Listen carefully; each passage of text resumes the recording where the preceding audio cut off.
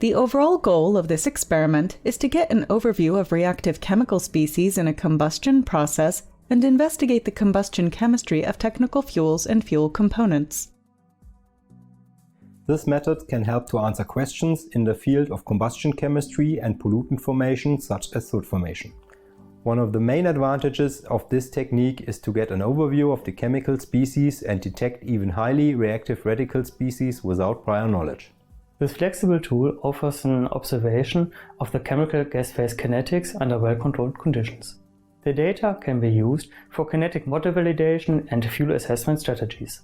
The vast range of operating conditions available for such a laminar flow reactor enables access to combustion applications that are typically not achievable by flame experiments.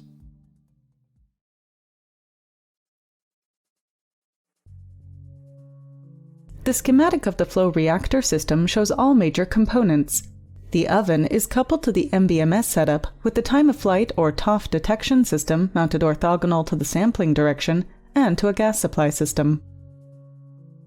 First, heat the oven to the designated start temperature, which is the highest temperature in the designated measurement series.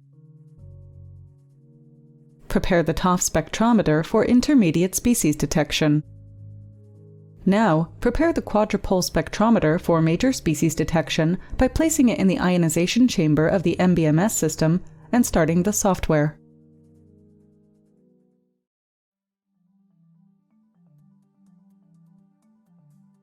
To prepare the fuel supply system, first prepare a metal syringe for fuel supply, then fill the metal syringe with 30 milliliters of the fuel sample.